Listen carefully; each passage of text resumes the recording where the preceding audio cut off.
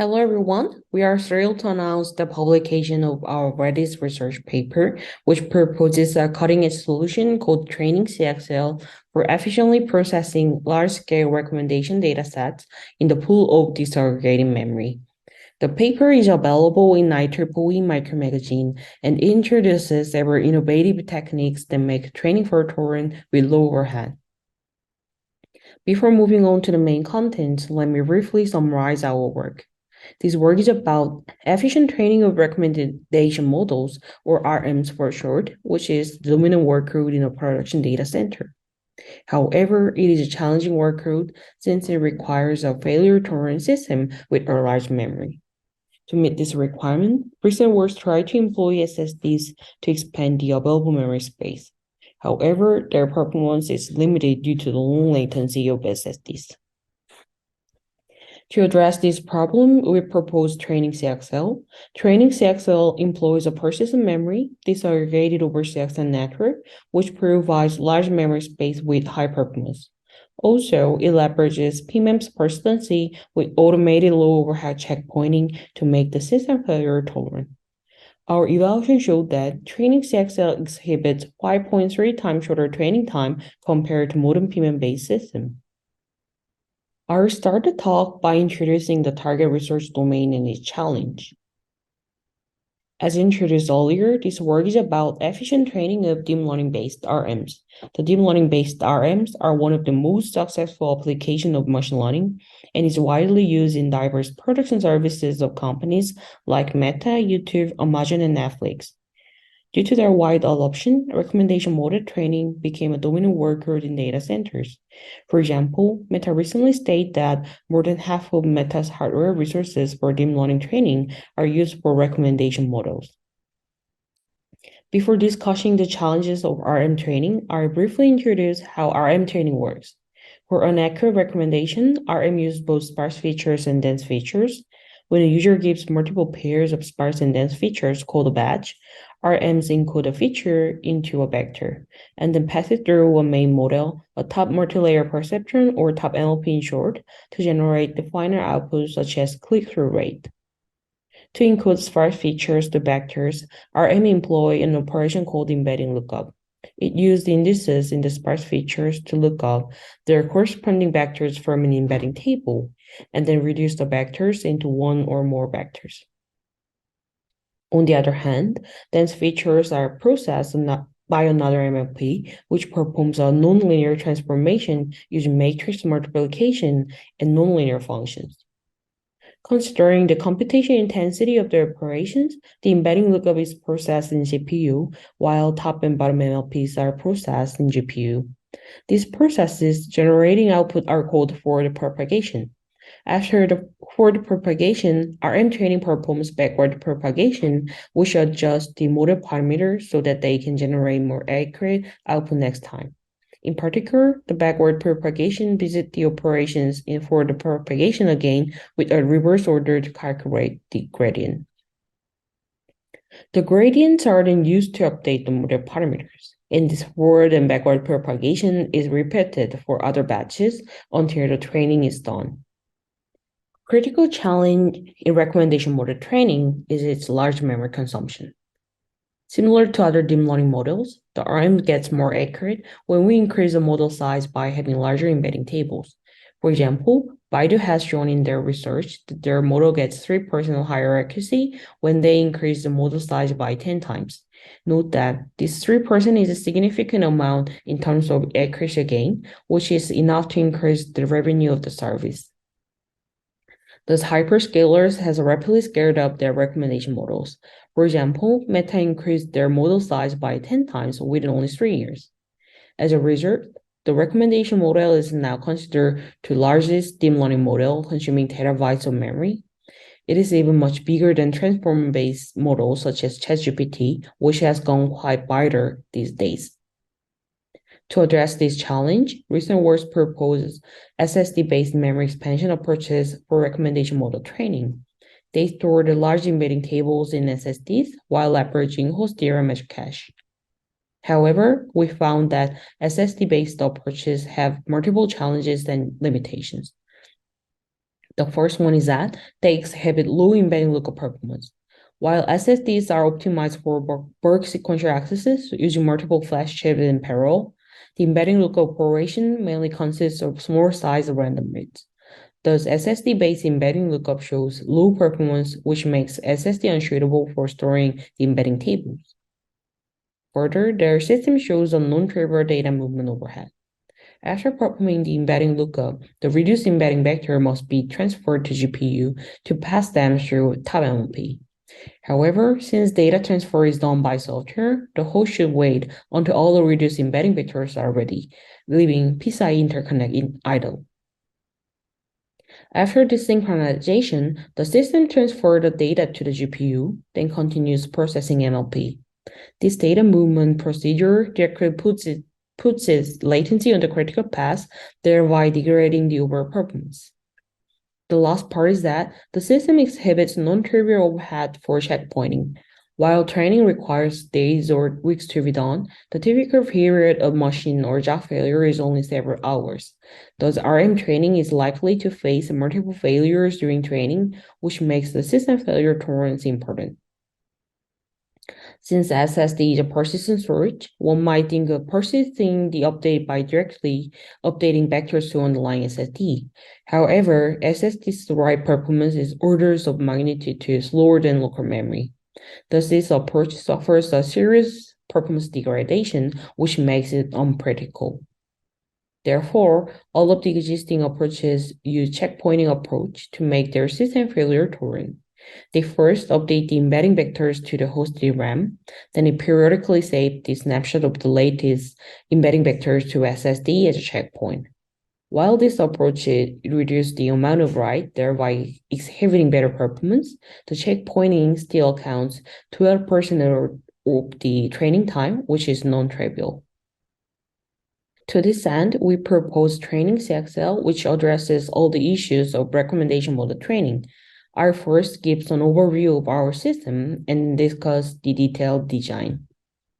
TrainingCXL is a system that enables efficient large-scale failure-tolerant RM training with minimal data movement overhead. TrainingCXL consists of three design components. The first one is a persistent memory disaggregation that provides large memory space. It employs multiple memory expander devices attached with persistent memory called CXL-MEM. They are connected to GPU through the CXL switch. This CXL network can provide up to 4 petabytes of memory space, which can easily suffice the memory demand of RM training. Second, by designing the devices as CXL Type 2 devices, we enable CXL-based automatic data movement, which can remove overheads coming from the software intervention. Lastly, we leverage the PMEM persistency to make the system failure tolerant while reducing the unaccompanied overhead by being aware of RM training characteristics. The CXL-MEM device is composed of the front-end and back-end modules. The backend employs multiple PMEM modules and corresponding memory controllers to achieve a high degree of data parallelism for large-scale embedding tables as well as model checkpoints. The aggregated memory space of PMEMs is exposed to the front end through the system interconnect. The front end consists of a CXL controller that implements the CXL protocol, a computing logic for processing embedding operations, and checkpoint logic that automatically creates a model checkpoint. The CXL network exposes CXL GPU and CXL MEMS internal memory to a unified physical disk space called the host physical address.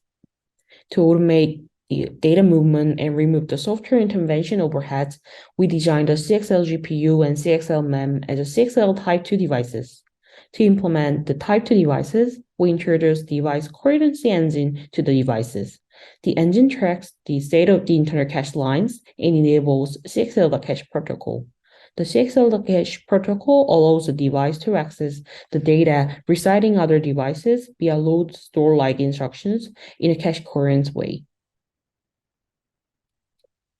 Since CXL-cache manages the cache coherence for each cache line, we can overlap the computation time and data movement time in the granularity of a cache line.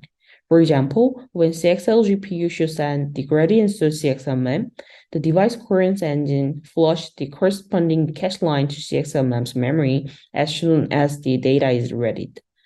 The CXL-MEM can read the data from each memory and then perform embedding update in a cache line granular pipeline manner.